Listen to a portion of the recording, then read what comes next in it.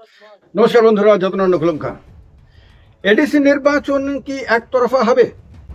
ADC নির্বাচনে রাজ্যে তিপ্রামথা ছাড়া আর কোনো রাজনৈতিক দলকে কি পাহাড়ে জমজমাট ভাবে নিজেদের প্রচার করতে দেবে না তিপ্রামথা? যেভাবে আপনার এডিসি এলাকাতে তিপ্রামথা বিজেপিকে তাড়া করছে, যেভাবে বিজেপির ওপরে আক্রমণ করছে, যেভাবে তারা ময়দানের দখল নিয়ে রেখেছে, তাতে একটা জিনিস এখন নতুন করে মানুষের মনের মধ্যে উঠতে শুরু করেছে যে তাহলে কি এবার এডিসি নির্বাচনটা সম্পূর্ণভাবেই তিপ্রামথার নির্বাচন হবে? তিপ্রামথা কি এবার মাঠের দখলটা নির্বাচনের দিনক্ষণ ঘোষণা করার অনেক আগেই নিয়ে নেবেন? অর্থাৎ তাদের ময়দানের মধ্যে যাতে অন্য কোনো প্লেয়ার ঢুকে দাপিয়ে বেড়াতে না পারে, অন্য কেউ যাতে তাদেরকে চ্যালেঞ্জ দিতে না পারে, কোনো প্রতিদ্বন্দ্বিতায় যাতে শক্তপোক্ত না হয়, তার সব কিছু যাতে একতরফা ভাবে হয়। তিপ্রামথার ক্যান্ডিডেট যেখানেই দাঁড়াবেন সেখানেই যাতে উনি মানে নামমাত্র প্রতিদ্বন্দ্বিতা করে যাতে জিতে আপনার এমডিসি হয়ে যেতে পারেন এবং তারা খুব সহজেই তারা এডিসির দখল আবার তারা নিয়ে নিতে পারে, তারই কি তারা ব্যবস্থা করছে? এটা গতকালকে আপনারা দেখেছেন বিশালগড় মহকুমাতে সুতারমুড়াতে আপনার বিজেপির প্রোগ্রামে তিপ্রামথার আক্রমণ হয়েছে। অভিযোগ, যদিও অভিযোগ এগুলো, কিন্তু এই অভিযোগগুলো তো আর হেলা ফেলার বিষয় না। বিজেপির লোকরা সব জায়গাতেই বলছে যে তাদের উপরে তিপ্রামথার কর্মীরা অ্যাটাক করছে, সব জায়গাতে তাদেরকে ঢুকতে দিচ্ছে না, প্রচার করতে দিচ্ছে না, কোথাও কোথাও প্রধানমন্ত্রীর মন কি বাত অনুষ্ঠানে একটু শান্তি মতো বসে চা খেতে খেতে মন কি বাত শুনতে পর্যন্ত দিচ্ছে না। এইরকম একটা অবস্থা সৃষ্টি করে রেখেছে। অনেক জায়গাতে তাদের নেতাদের গাড়ির ওপরে আপনার অ্যাটাক করে গাড়ি নাকি ভাঙচুর করেছে, কোথাও এমনভাবে দৌড়ানি দিয়েছে যে গাড়ি টাড়ি ফেলে পর্যন্ত দৌড়ে তাদের পালাতে হয়েছে। এই রকম ঘটনা বিভিন্ন জায়গায় ঘটেছে। এই অভিযোগগুলো তো এখন আর লুকোচুরি করার মতন কোনো বিষয় না, একেবারে প্রকাশ্যে অভিযোগগুলো আসছে। অনেক সময়ে তারা পিটিয়ে পিটিয়ে বিজেপির নেতাকর্মীদেরকে হাসপাতাল পর্যন্ত পাঠিয়েছে এবং হাসপাতালে পালা করে বিজেপির নেতারা তাদেরকে দেখতে গিয়েছেন এবং এখনো সম্ভবত হাসপাতালে, জিবি হাসপাতালে খোঁজ নিলে তিপ্রামথার আক্রমণে আহত বেশ কয়েকজন হয়তো এখনো ভর্তি থাকতে পারেন। তো এইরকম অবস্থাটা তিপ্রামথা কেন করছে? অদ্ভুত ব্যাপার। এখন কিন্তু আর তিপ্রামথার নেতারা মানে কর্মীরা আপনার সিপিএম এর নেতা কর্মীদেরকে পেটাচ্ছে এইরকম কোনো খবর আসে না। আপনারা দেখবেন যেখানে আপনার এডিসি এলাকাতে দীর্ঘদিন সিপিএম এর রাজত্ব ছিল, সিপিএম এর হাত থেকেই তিপ্রামথা এডিসির দখল নিয়েছে, সেখানে আপনার এখন আর গণমুক্তি পরিষদের ওপরে তিপ্রামথার কর্মীরা অ্যাটাক করছে এরকমটা আর শোনা যায় না। তার মানে কি দুটো হতে পারে। একটা হতে পারে যে গণমুক্তি পরিষদের অনেক লোক আপনার তিপ্রামথাতে যোগ দেওয়ার কারণে তারা মনে করছে না যে তাদের ওপরে আর অ্যাটাক করা দরকার, সুতরাং একটা প্রভাব এভাবে আপনার পরোক্ষে তারা বিস্তার করে রেখেছে তিপ্রামথার ওপরে, যেটা বিজেপির নেতারা বিভিন্ন সময় করেছেন।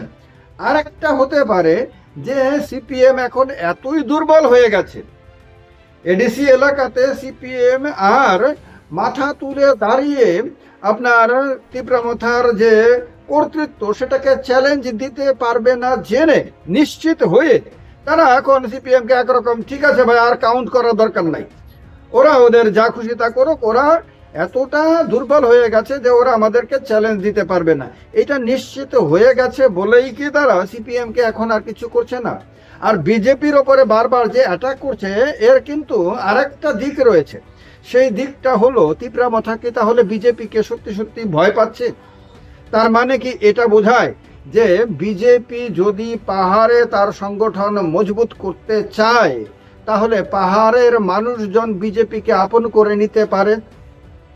বিজেপির কাছে রাজ্য সরকার আছে, কেন্দ্র সরকার আছে, বিজেপির কাছে টাকা পয়সা আছে, সব কিছুই আছে, লোকলস্কর আছে, অন্যান্য সমস্ত রিসোর্স আছে। সেই সমস্ত কিছু নিয়ে যদি বিজেপি পাহাড়ি এলাকাগুলোতে ঝাঁপিয়ে পড়ে তাহলে তিপ্রামথার পক্ষে বিজেপিকে টক্কর দেওয়া সম্ভব হবে না। এই রকমটা মনে করেই কি তারা যে বিজেপিকে প্রবেশ করার আগে প্রবেশ পথেই তাদেরকে আটকে দেয়া, যাতে তারা ময়দানের দখল নিতে না পারে এবং ময়দানে ঢোকার আগে এন্ট্রি পয়েন্টেই তারা যাতে আটকে যেতে পারে, বাধ্য হয়, সেটা নিশ্চিত করা। তীব্রামাথাকে অত্যন্ত পরিকল্পিতভাবে বিজেপির বিরুদ্ধে এই আক্রমণগুলো শানাচ্ছে। যদিও তীব্রামাথার রাজ্য স্তরের কোনো নেতা এখনো পর্যন্ত স্বীকার করেননি যে তাদের দলের কর্মীরাই অ্যাটাক করছেন। কোনো সময়ে তারা এটা বুঝিয়েছেন যে এগুলো সিপিএম এর লোকরা করছেন, বা সিপিএম থেকে বিভিন্ন আপনার ক্যাডাররা যারা তীব্রামাথাতে যোগ দিয়েছে বা বিজেপিতে যোগ দিয়েছে, তারা ইচ্ছা করে পরিকল্পিতভাবে পাহাড়ে একটা অস্থিরতা তৈরি করে রেখেছে। এটা কোনো সময় বোঝাতে চেয়েছে। বিজেপির নেতারাও অনেক সময় এই কথাগুলো বলেছেন বিভিন্ন সময়ে ভাষণ দিতে গিয়ে, যে সিপিএম এর লোকরা এসে তীব্রামাথা আর বিজেপির মধ্যে ঝামেলা তৈরি করছে। এবার যেটাই করুক না কেন, যারাই করুক না কেন, রাজ্যবাসী দেখছে এটা যে দুটো শরিক দল যারা একসঙ্গে সরকার চালাচ্ছে, যারা একসঙ্গে এখনো এডিসিতে এবং রাজ্যে তারা ক্ষমতাসীন রয়েছেন, তারা একে অপরের বিরুদ্ধে লড়ছে এবং লড়াইটাও মূলত একতরফা হচ্ছে। এইরকম না যে বিজেপিও পাল্টা দিচ্ছে বা বিজেপিও রুখে দাঁড়াচ্ছে বা বিজেপিও একদম জিদ করে যে পাহাড়ে এডিসি এলাকাতে আমার পায়ের নিচে মাটি শক্ত করতেই হবে এবং এডিসির দখল নিতেই হবে, এরকম কিছু করছে না বা করতে পারছে না।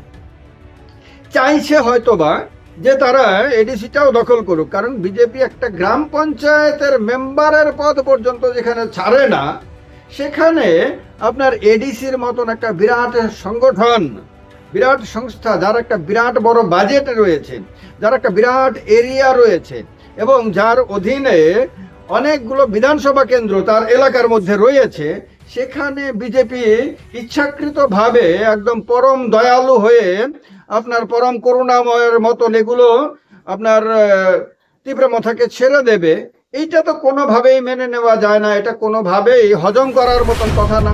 সুতরাং বিজেপি চাইছে, মনে প্রাণে চাইছে, চেষ্টাও করছে, তার ফলেই মাঝে মাঝে তারা ঢোকার জন্য চেষ্টা করছে, কিন্তু যেখানে ঢুকতে চাইছে, ঢুকতে যাচ্ছে তারা, সেখানেই তাদের প্রতিরোধের মুখোমুখি হতে হচ্ছে।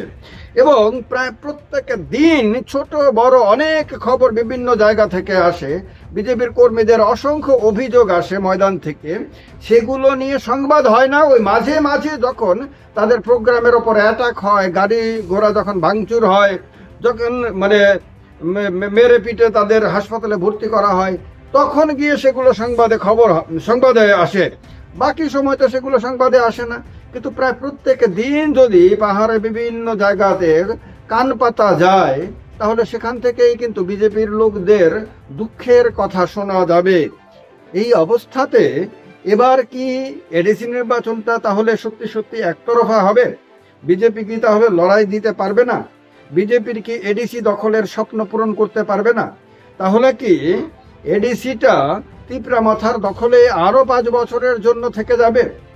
তীব্রামাথা কি বিধানসভা নির্বাচনের আগে এডিসিটা আরো একবার দখল করে এরপরে রাজ্যের শাসক দল হওয়ার জন্য ময়দানে ঝাঁপাবে? দেখার জন্য আমাদের সবার অপেক্ষা করতে হবে আর কয়েকটা মাস মাত্র, এবার পরে কয়েকটা বছর। কি মনে হয় জানাবেন কমেন্ট বক্সে কমেন্ট করে। যতন খোলম খান, সবাইকে নমস্কার।